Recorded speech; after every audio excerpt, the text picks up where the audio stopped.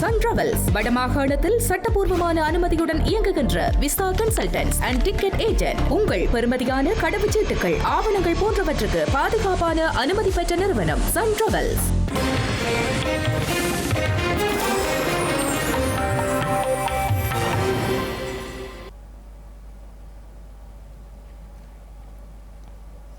வணக்கம். இது ஐபிசி தமிழின் பிரதான செய்திகள். முதலில் தலைப்புச் செய்திகள். மகிந்தவுடன் குற்றப்புலனாய்வு திணைக்களத்திற்கு சென்ற சிராந்தி கைதாகலாம் என்ற அச்சத்தில் குவிந்துள்ள ஆதரவாளர்கள். ராஜபக்ஷக்களுக்கு தொடரும் நெருக்கடி. கெகல் பத்திர பத்தமை தொடர்பில் நாமலிடம் விசாரணை. திருகோணமலை புத்தர் சிலை விவகாரம். கைதுக்கு எதிரான பௌத்த பிக்குகளின் மனுவை தள்ளுபடி செய்த நீதிமன்றம். காணி விடுவிப்பு தொடர்பில் கலந்தாய்வு. யாழ் பாதுகாப்பு படைகளின் கட்டளை தளபதியிடம் அரசாங்க அதிபர் எடுத்துரைப்பு. வடக்கு கிழக்கில் நாளை போராட்டங்கள். கட்சி பேதமின்றி வலுச்சேர்க்குமாறும் அழைப்பு. மின்சார வாகனங்களின் மறைக்கப்பட்ட கதவு கைப்பிடிகளுக்கு சீனா தடை. பாதுகாப்பு காரணங்களை முன்னிறுத்தி நடவடிக்கை. தொடர்பான விரிவான செய்திகள். யாழ்ப்பாணம் மற்றும் கிளிநொச்சியில் ஸ்ரீலங்கா இராணுவத்தின் வசமுள்ள காணிகளை விடுவிப்பது குறித்து கலந்துரையாடல் ஒன்று இடம்பெற்றுள்ளது. குறித்த கலந்துரையாடல் இன்றைய தினம் இடம்பெற்றுள்ளது. யாழ்ப்பாண மாவட்டத்தின் பாதுகாப்பு படைகளின் கட்டளை தளபதியாக புதிதாக பொறுப்பேற்ற major general KPT De Silva யாழ்ப்பாண மாவட்ட அரசாங்க அதிபர் திரு மருதலிங்கம் பிரதீபனை இன்றைய தினம் மரியாதை நிமித்தம் அரசாங்க அதிபர் அலுவலகத்தில் சந்தித்து கலந்துரையாடினர். இந்த கலந்துரையாடலில் யாழ்ப்பாண மாவட்டத்தின் மீள்குடியேற்றம், காணி விடுவிப்பு மற்றும் டித்வா அனர்த்தத்தின் பாதிப்புகள் தொடர்பாகவும் அரசாங்க அதிபருடன் விரிவாக கலந்துரையாடியுள்ளார். கலந்துரையாடலில் பலாலி பாதுகாப்பு படைகளின் தலைமை பீடத்தினை சேர்ந்த அதிகாரிகளான மேஜர் ஜெனரல் ராசிக் மற்றும் கர்னல் நிசங்க ஆகியோரும் பங்காற்றியுள்ளனர்.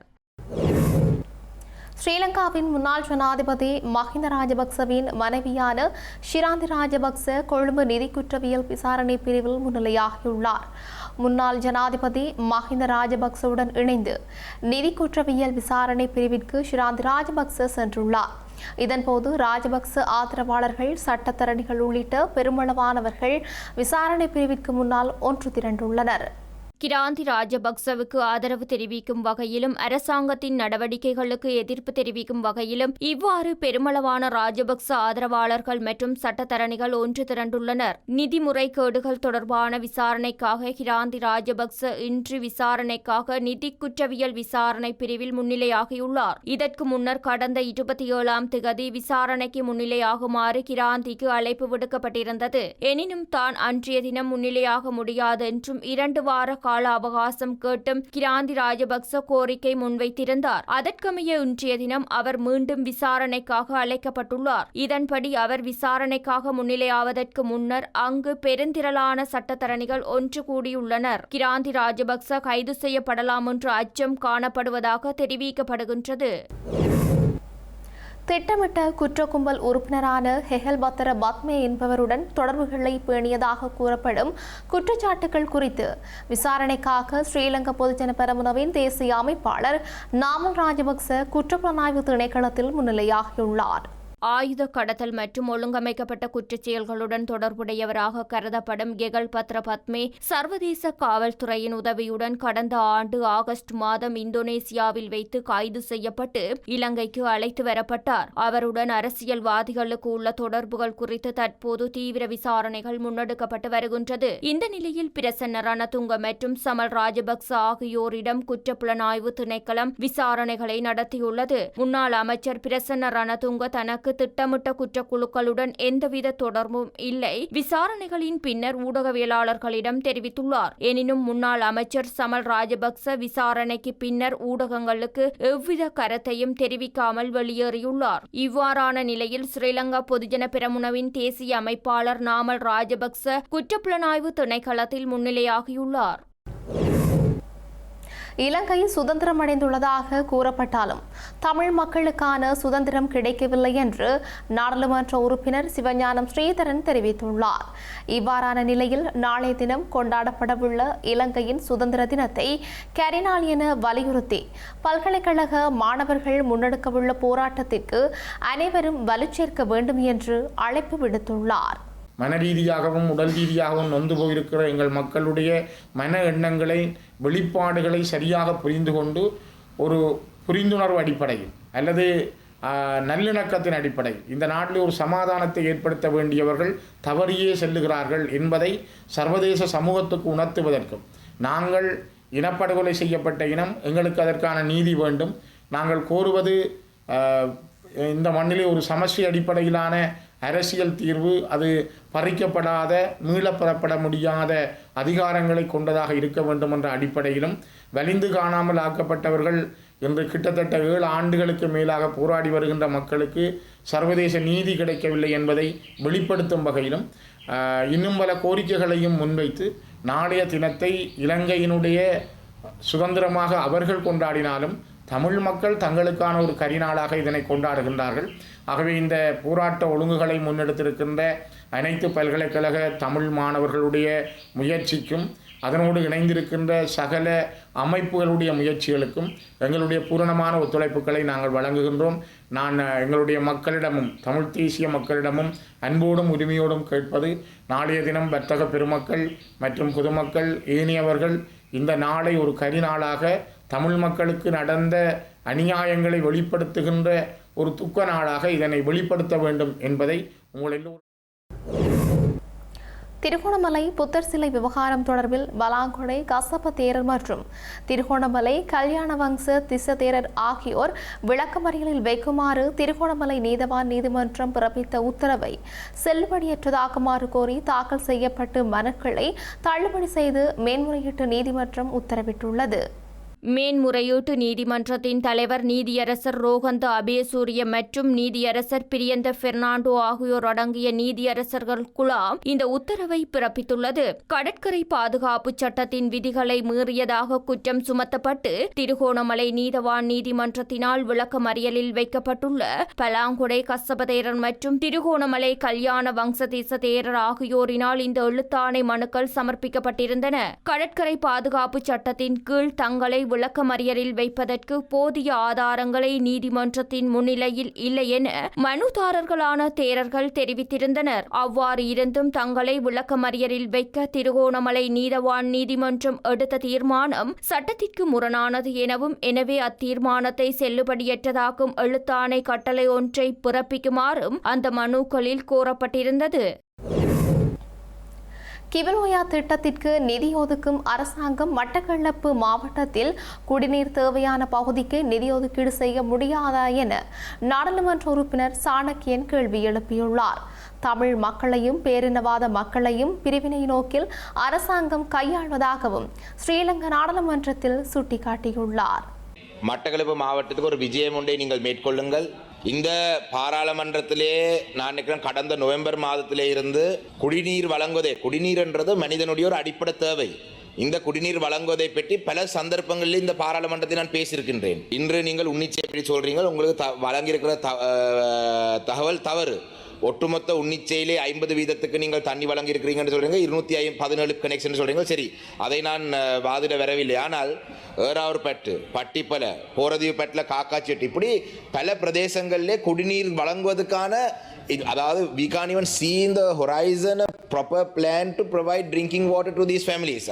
அந்த அடிப்படையிலே நான் என்னுடைய அன்பான வேண்டுகோள், நீங்கள் மாவட்டத்துக்கு ஒரு விஜயத்தை மேற்கொண்டு உங்களோட ஆஃபீஸர்ஸை அழைத்து, இதில் சில இடங்கள் இருக்கின்றது அம்பாறை மாவட்டத்தினூடாக தண்ணி வழங்க வேண்டும் என்று சொல்கிறார்கள், சில இடங்கள் இருக்கின்றது நீங்கள் குறிப்பிட்டது போல உயரம் கூட. அப்போ அதை எல்லா இடத்துக்கும் வேறு வேறு வகையான பேக்கேஜ் மாடல் ஒன்று நாங்கள் இல்லாட்டி கம்யூனிட்டி வாட்டர் சப்ளை சர்வீஸ் ஒன்றை செய்து அதை பிரதேச சபையில் ஒப்படைக்க வேணும். என்னுடைய கேள்வி என்னென்று சொன்னார் கௌரவ அமைச்சர் அவர்களே, 23,000 மில்லியன் கியூலோயாக்கு தண்ணி கொண்டு போறதுக்கு ஒதுக்கணும் உங்களுக்கு 4,000 பேருக்கு, ஏன் மட்டக்களப்பில் இருக்கிற மக்களுக்கு குடிநீர் வழங்குறதுக்கு அதே நிதியை நீங்கள் ஒதுக்க முடியாது? இதுதான் என்னுடைய கேள்வி. இரண்டால், ஏன் எங்களுடைய மக்களுக்கு குடிநீர் சம்பந்தமான ஒரு அடிப்படை தேவை, இதுக்கு நிதி இல்லை?